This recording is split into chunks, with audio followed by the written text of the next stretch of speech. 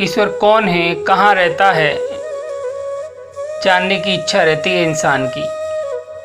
उसकी खोज में न जाने कहाँ कहाँ भटकता है। सदियाँ बीत गई पर आज तक इंसान ये तय नहीं कर पाया कि ईश्वर कौन है और कहाँ रहता है और वो कैसे मिलेगा। लेकिन अपने हर दुख में, अपने सुख में उसको याद करना नहीं भूलता। किसी ने कहा शिव ही ईश्वर है, दूसरे ने कहा शिव ही ईश्वर है, तो फिर वो इंसान रूप में कैसे हो सकता है। शिव तो सृष्टि के निर्माता हैं, पालनहार हैं, विनाशक हैं, फिर वो एक मनुष्य रूप में कैसे हो सकते हैं। वैदिक लोगों के शिव एक सृष्टि के निर्माता है, एक ज्योतिर्लिंग है, एक प्रकाश पुंज है, धरती और आकाश हैं, प्रकृति हैं, पशु, पेड़, पक्षी, नदी, जल, तालाब, पहाड़ इनमें निवास करते हैं। जबकि पौराणिक लोगों के, पौराणिक विद्वानों के शंकर, महादेव, देवों के देव शिव जी सावन का एक महीना मनुष्य है है। और अब हम आए हैं अचलेश्वर महादेव, धौलपुर का प्रसिद्ध अचलेश्वर महादेव, जिसके बारे में कहा जाता है कि वो 3 बार रंग बदलते हैं। सुबह लाल, दोपहर में केसरिया और शाम को श्याम वर्ण, काला वर्ण हो जाता है। चंबल के बिहेड़ों में है ये मंदिर। इसके जो शिवलिंग हैं वो लगभग 1000 वर्ष पूर्व के माने जाते हैं। लाल गेरुआ पत्थर से बने हुए हैं, जो कि लाल पत्थर धौलपुर की पहचान है। धौलपुर क्षेत्र में हर भवन, आपको पुराने भवन जितने भी हैं लाल पत्थर के मिले। आप ये कह सकते हैं कि वो पत्थर सूर्य के प्रकाश के अनुसार या उस पर जल चढ़ाने से दिन में 3 बार रंग बदल लेता है। 3 बार क्यों, 5 बार भी बदल सकता है, मगर आस्था तर्क को नहीं मानती। आस्था भाव देखती है और भाव के अनुसार लाखों लोग भोलेनाथ के दर पे, उसकी चौखट पे सर झुकाने आते हैं। आज हजारों श्रद्धालु उस नदी का जल, पवित्र नदी का जल लाकर शिव जी को अर्पित करते हैं, शिवलिंग पर चढ़ाते हैं, जलाभिषेक करते हैं, दुग्धाभिषेक करते हैं, बेलपत्र, धतूरा, आग, प्रकृति में पाई जाने वाली हर वो चीज़ शिव जी का प्रसाद मान के, भांग, धतूरा, हर चीज़ शिव जी को अर्पित की जाती है और उन्हें धन्यवाद दिया जाता है। यही कारण है कि सावन के महीने में जब चारों ओर हरियाली हरियाली छा जाती है, लोग शिव जी को धन्यवाद देने के लिए गंगा जी निकल पड़ते हैं और वहाँ से गंगा जल लाकर शिव जी को अर्पण करते हैं।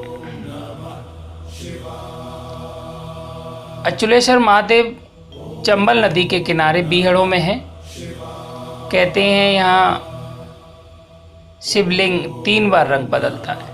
चंबल के किनारे पे है और ये दिन में 3-4 बार कलर बदलती है। ये 3 बार कलर बदलते हैं। सुबह हल्का सा सफेद होता है, उसके बाद में थोड़ा सा डार्क हो जाता है, रात में तो बिहारी जी जैसा एकदम सांवला ये कलर होता है। दरअसल ये लाल बलुआ पत्थर प्रकाश की वजह से रंग बदलता है। सूर्य का प्रकाश जब इस पर पड़ता है तो जैसे जैसे प्रकाश का रंग होता है उसी तरीके से ये लाल बलुआ पत्थर भी अपना रंग बदलता है। लोग इसमें चमत्कार देखते हैं, आस्था है उनकी, भाव है उनका, और यही चमत्कार उनकी भक्ति को प्रबल बनाता है। सनातन में धर्म का ताना बाना भारतीय समाज के अनुरूप बुना गया है। समाज प्रकृति प्रेमी है, और अपने व्यस्त जीवन में से कुछ पल निकालकर उसी प्रकृति के सानिध्य में रहना चाहता है।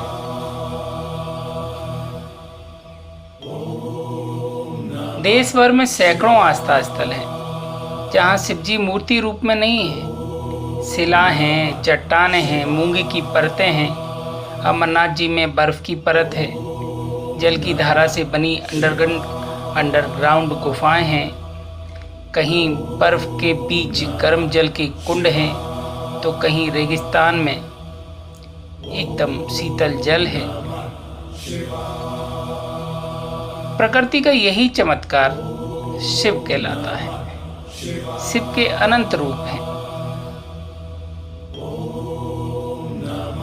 ये सारे शिव धाम नदी के सहारे या पर्वत की चोटी पर ही क्यों मिलते हैं?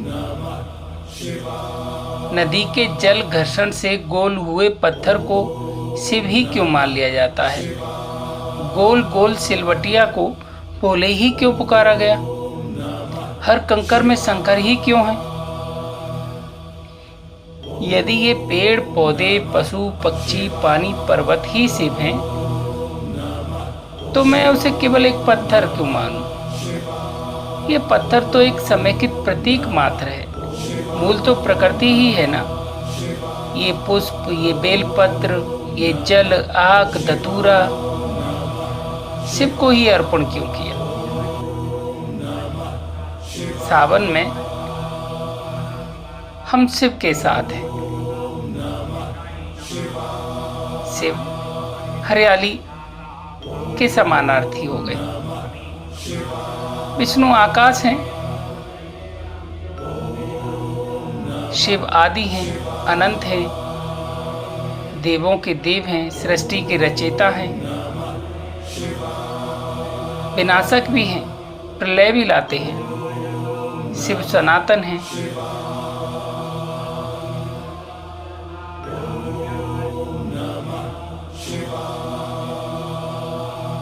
जहाँ तक बात लिंग और योनि की आती है, लिंग का अर्थ प्रतीक होता है, चिन्ह होता है।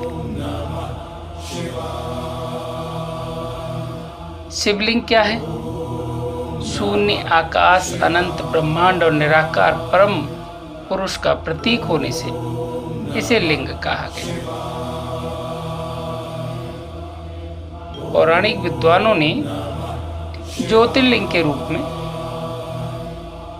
उनकी ये आकृति बनाई और ये आम जीवन में, समाज में प्रचलित हो गई। शिव पदार्थ और शक्ति ऊर्जा का प्रतीक बनकर शिवलिंग कहलाते हैं। शिवलिंग शिव और शक्ति का आदि अनादि एकल रूप है और प्रकृति की समानता का प्रतीक भी। इस संसार में न केवल पुरुष बल्कि प्रकृति, स्त्री, दोनों का ही वर्चस्व है और अतः दोनों ही समान हैं।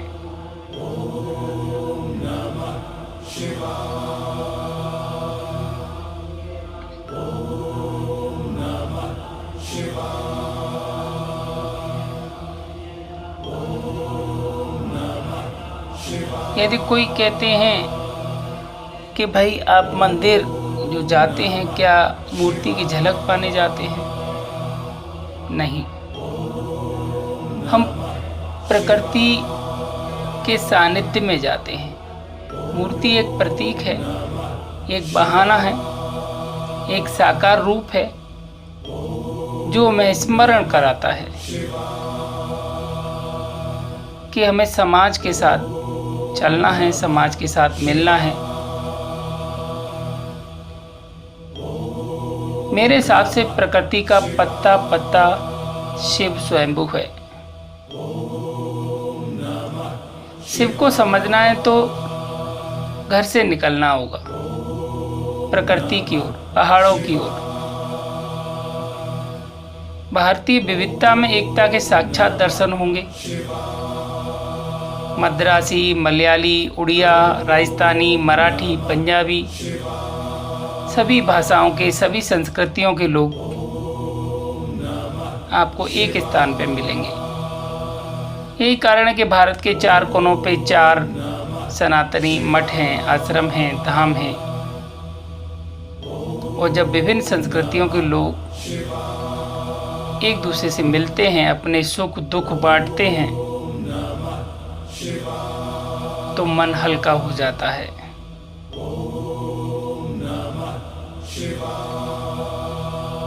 जो लोग भगवान को नहीं मानते, उनसे भी मैं यही कहना चाहूँगा कि आप निकलिए प्रकृति की तरफ, निकलिए आप धाम की तरफ।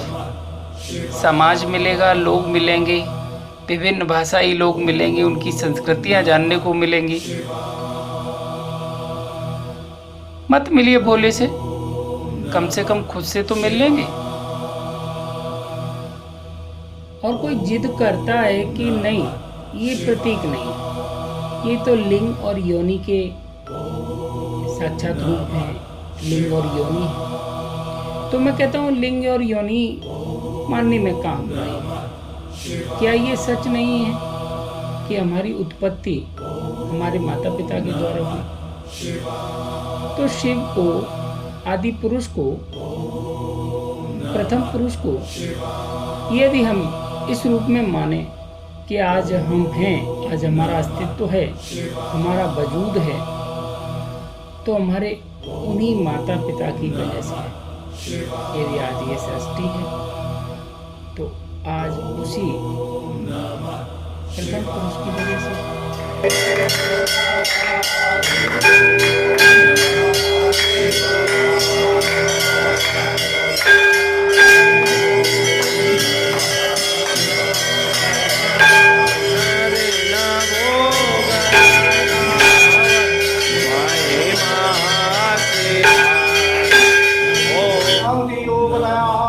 शांति वनस्पतय शांति विश्वे देवाः शांति सर्वभूत शांति देव शांति।